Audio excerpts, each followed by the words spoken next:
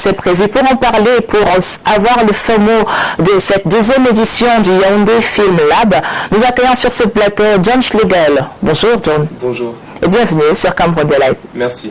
Alors juste depuis hier, comment se déroule le Yaoundé Film Lab? Alors on a ouvert hier, ça s'est bien passé. On a la plupart de nos invités qui sont arrivés. On attend encore quelques personnes aujourd'hui. Il y a eu des complications au niveau des arrivées vu la situation sanitaire. Mais on aura tout le monde aujourd'hui et hier on a bien commencé. Alors quelques mots déjà sur le concept, le synopsis du Yaoundé Film Lab, c'est quoi? Ok, alors le Yaoundé Film Lab, c'est le lab est un lieu de création, de réflexion, d'élaboration, de rencontre, et puis c'est aussi un lieu qui se veut d'excellence. En fait, on va suivre des projets de cinéastes, comme vous avez dit avant, de producteurs, pour les amener au produit fini et le film en lui-même. Donc vous avez réuni quelques producteurs, combien? Vous dites au niveau des formateurs? Oui. On a réuni une dizaine de formateurs, formatrices, formateurs qui viennent du Cameroun, qui viennent d'Afrique et qui viennent aussi d'Europe. Il y en a des noms comme Jean-Marie Thénault, comme Sébastien Onemo, le fou Bakopa, qui vient de la République démocratique du Congo, ou encore Samantha Bifo du Gabon, plusieurs pays, plusieurs profils pour porter les projets de nos jeunes producteurs locaux, on va dire ça comme ça. En filigrane, qu'est-ce qu'on peut lire? Il y a un problème, un déficit dans les projets de qualité dans la sous-région? Alors, le problème pour nous que nous avons identifié, c'est qu'au niveau de la qualité, en fait, les idées sont là. Il y a beaucoup de gens qui ont des choses à raconter, à dire, des histoires à faire passer, à transmettre. Après, c'est au niveau de la qualité, mais quand on parle de qualité, en fait, on parle de formation. Et ce qui pêche souvent en Afrique centrale, c'est la formation au niveau du cinéma, de l'écriture et de toute l'élaboration qui se fait autour d'un film. Et c'est ça, en fait, que nous, on essaye de corriger. Exactement, de corriger. Par le lab, par l'intervention de ces experts-là, par l'intervention des formateurs. Est-ce qu'il y a un genre particulier qui est mis en avant pendant ces... Alors nous, on essaie justement de faire la part belle à tous les genres, que ce soit le cinéma documentaire, la fiction. On a aussi une série, un film d'animation et 2 séries. Donc en fait, on essaie vraiment d'avoir le spectre. Un large spectre. Un large spectre, exactement, parce que c'est important. Il y a des gens qui veulent raconter des histoires à travers un documentaire, d'autres à travers une fiction, d'autres pour qui le format de la série correspond mieux en fait, à ce qu'ils veulent raconter. Donc c'est important pour nous de pouvoir offrir les experts en fait, qui vont venir justement aiguiller ces différents projets. Alors c'est la deuxième édition, qu'est-ce qui fait le petit plus de cette deuxième édition? Alors plusieurs choses, comme tout le monde le sait, on est en période de la Covid. De la pandémie. De la pandémie, exactement. Donc ce qui fait le plus cette année, c'est qu'on a déjà pu faire cet événement. Tout est en présentiel? Tout est en présentiel, il y a malheureusement des gens qui n'ont pas pu venir, justement à cause des mesures sanitaires dans leurs différents pays d'origine. Ce qu'on fait, c'est qu'on a mis en place des rencontres online. Ça, c'est la première chose. Et la deuxième chose, c'est qu'on a essayé de vraiment prendre plus de candidats, entre guillemets, de plus de pays d'Afrique centrale. De la CEAC, la communauté économique des États... de l'Afrique centrale. Exactement. On a des gens du Gabon, des 2 Congos, de Sao Tomé et Principe, du Rwanda, ça c'est une nouveauté, Sao Tomé et Principe et Rwanda c'est une nouveauté, du Cameroun bien entendu.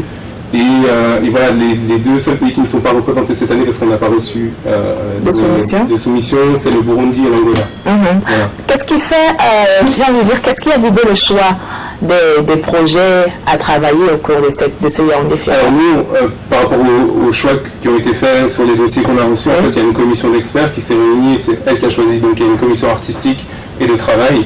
Moi, je ne fais pas partie de cette commission par souci d'intérêt pour pas fausser le jeu.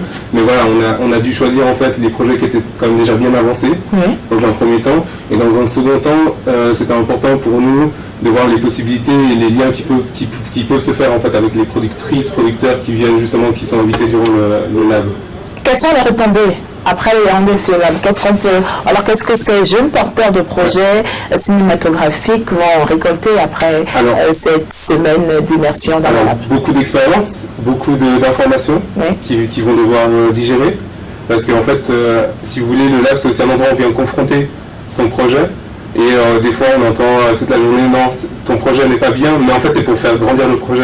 C'est pas qu'il n'est pas bien, mais il n'est pas abouti, ou ça, tu peux faire mieux. Enfin voilà, en fait, les gens qui viennent sont prêts en fait à remettre en question leur travail. Et c'est aussi ça qu'on cherche à faire, parce que l'élaboration d'un film, ça se fait pas en fait dans son coin tout seul. C'est quelque chose qui se fait en collaboration avec plein de gens en fait. Et nous, c'est ce qu'on apporte au Yaoundé Film Lab, c'est de confronter son projet déjà à des personnes locales. Donc, comme je disais avant, on a des formateurs du Cameroun, vous avez parlé de Jean-Marie Thénault, Sébastien Nomon et autres, mais aussi de pouvoir confronter ça à peut-être des producteurs européens ou d'Afrique, en fait, parce que le cinéma, c'est aussi un langage qui se veut universel. Donc, il faut que ce qu'on raconte ici puisse être compris aussi à l'étranger ou dans d'autres contextes, même si des fois c'est des expériences et puis des histoires qui sont très locales. Mais c'est important en fait qu'il y ait ce côté intelligible et ce côté en fait universel dans la narration. Alors le but c'est évidemment de voir émerger plus de projets de qualité dans notre espace cinématographique. J'ai envie de vous demander qu'est-ce qui freine l'émergence de ces projets de qualité-là? Qu'est-ce qui met un plafond de médiocrité dans ce qu'on produit en Afrique centrale? Alors, je ne parlerai pas de médiocrité. Moi, je pense qu'il y a un problème au niveau, si on peut parler de problème, mais il y a un problème au niveau de la formation. Parce que faire un film, en fait, il y a plusieurs métiers autour. Donc, en fait, à partir du moment où on commence l'élaboration d'un film, il y a déjà l'écriture pour les cinéastes, pour les auteurs. Et pour écrire, en fait, il faut être suivi. Donc, en fait, moi, je dirais que le problème, alors, c'est toujours aussi un problème d'argent, de ce que les États, ce que les gouvernements peuvent allouer. Ça, c'est une première chose, mais en fait, on retrouve les mêmes problématiques en Europe, où dans certains pays, en France, il y a beaucoup d'argent qui est mis pour le cinéma, mais dans d'autres pays, c'est quand même plus difficile. Et c'est aussi ce que nous, on essaie d'apporter avec les coproductions, parce que pour nous, la coproduction, c'est très important. Que des personnes alors du pays, du continent ou d'Europe puissent venir aussi mettre de l'argent, puissent venir mettre des fonds, puissent venir soutenir. Parce que comme je dis, le cinéma en fait s'ancre dans une économie globalisée. Donc en fait voilà, c'est ça. Je ne sais pas si j'ai répondu à votre question. Est-ce qu'il y a un marché du cinéma dans notre sous-région? Alors ou alors c'est plus former des producteurs pour avoir des films ou alors des produits de qualité qui pourront justement compétir au niveau global. C'est un peu ça, parce que si on regarde sur le continent africain, on a un marché du côté de l'Afrique de l'Ouest, donc avec le Sénégal, le Burkina Faso, Afrique du Nord également, Afrique du Sud aussi. On voit que l'Afrique centrale est un peu le parent pauvre par rapport à ça. Et nous, avec l'outil du Yaoundé Film Lab, c'est aussi ce qu'on essaie de faire, c'est de remettre justement l'Afrique centrale, les pays d'Afrique centrale sur la carte du cinéma mondial. Et ça passe par de la formation, ça passe par des masterclass, ça passe aussi, il y a eu cette année à Yaoundé 1, si je ne me trompe pas, l'ouverture d'un master professionnalisant. Et voilà, en fait, c'est de former les gens pour qu'on puisse arriver justement à un marché, qu'on puisse arriver aussi à un pôle d'excellence. Parce que c'est bien d'avoir des projets, mais c'est encore mieux de pouvoir les suivre, et c'est encore mieux de pouvoir développer ça en fait. Et puis le lab, pardon, je termine. Justement, j'allais embrayer sur le suivi des mentorés. Généralement, quand on fait un événement comme ça, quand on réunit des talents en résidence, après on vous dit, allez vous débrouiller avec ce que vous avez reçu. Voilà, donc nous, la différence qu'il y a avec une résidence, par exemple, c'est que sur la résidence, les gens viennent travailler leur projet et ensuite repartent. Souvent, il n'y a pas cette notion de suivi. Alors que nous, en fait, cette notion, cette dimension, nous, au lab, on s'attache justement à cette dimension de suivi, où on a formé, c'est une des nouveautés de cette année, qu'on a réfléchi l'année passée, à savoir de créer 2 collèges d'experts qui vont justement suivre les projets qui ont été soumis au Yaoundé Film Lab, pour avoir une sorte de soutien permanent et pour pouvoir continuer à donner des conseils, des contacts et des ressources en fait. Alors le Yaoundé Film Lab qui se déroule donc à l'Institut français du Cameroun, c'est ça? Alors pas que, on est aussi à l'Hôtel Azur à Bastos. Alors la plupart, c'est une rencontre professionnelle, donc la plupart des choses se font un petit peu en privé. En comité restreint, Voilà, en comité restreint, en plus on doit faire attention. Avec les mesures barrières. On le rappelle. Toutefois, on a quand même des projections qui seront ouvertes au public, comme vous l'avez dit, à l'IFC le 10. pour le 10, pardon.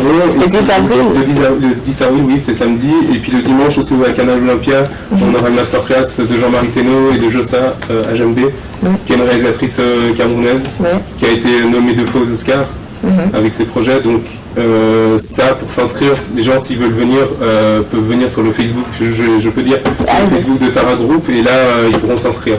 Merci beaucoup, John Schlegel, pour votre passage ici sur Cameroun Delight. Et bon courage avec le Yaoundé Film Lab. Merci beaucoup, bonne journée. Bonne journée à vous.